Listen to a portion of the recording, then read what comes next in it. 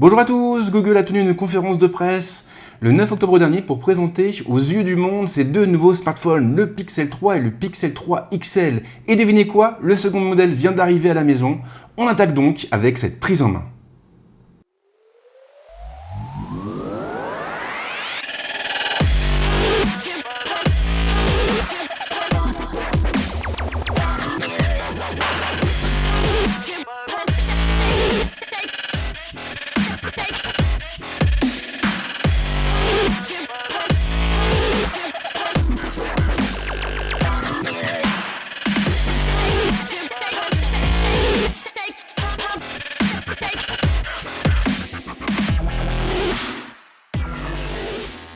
À moins d'avoir passé ces dernières années au fin fond d'une grotte perdue au plein milieu de l'Himalaya, vous savez sans doute que le Pixel 2 et le Pixel 2 XL n'ont pas franchi les frontières de l'Hexagone.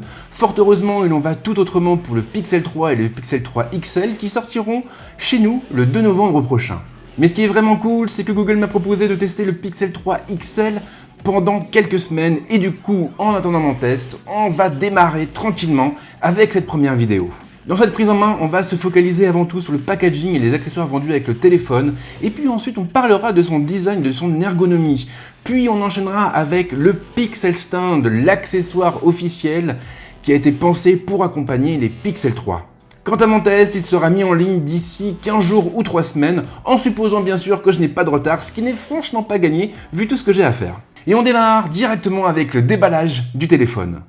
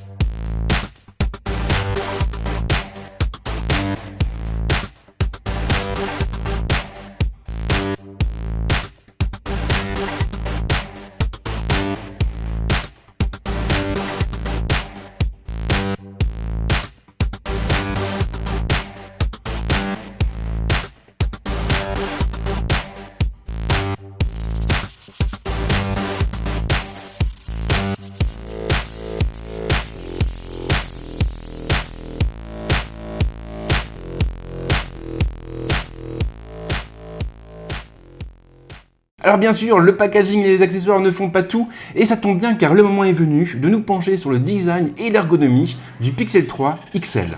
Le Pixel 3 XL hérite d'un boîtier en verre renforcé par une armature métallique. Si Google a laissé de côté la plaque bicolore, le dos du terminal propose tout de même deux finitions différentes avec une plaque mate en bas et une plaque brillante en haut. Le résultat est franchement réussi.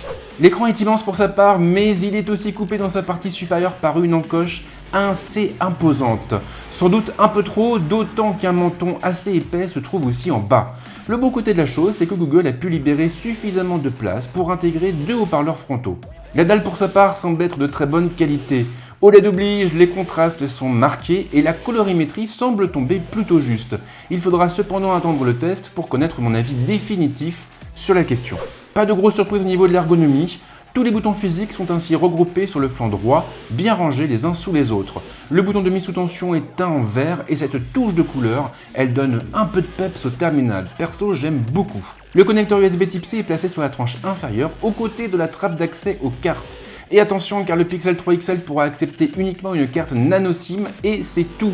Il ne sera en effet pas possible d'étendre la capacité de stockage du terminal avec une carte micro SD. Plusieurs youtubeurs américains ont rapporté une extrême sensibilité de la plaque arrière aux rayures.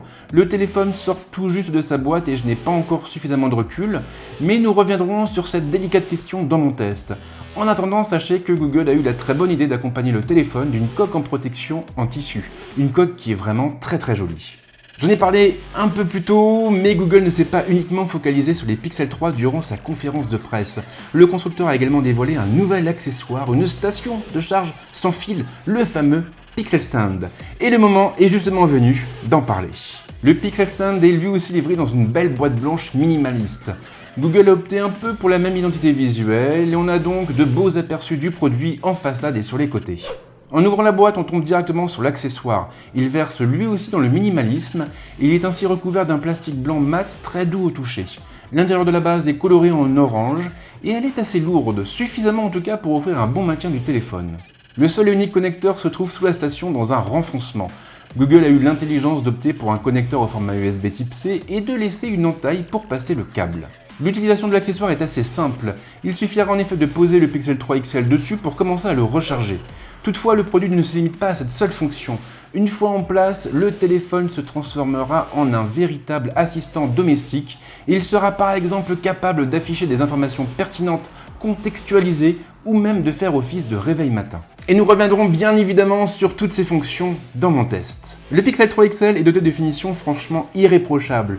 Le téléphone est très léger, très fin et il est finalement assez agréable en main en dépit de sa diagonale plutôt mastoc. Les définitions de la plaque arrière, moi j'aime beaucoup, je trouve qu'elles participent à construire l'identité visuelle du téléphone au même titre que le bouton de mise sous tension coloré.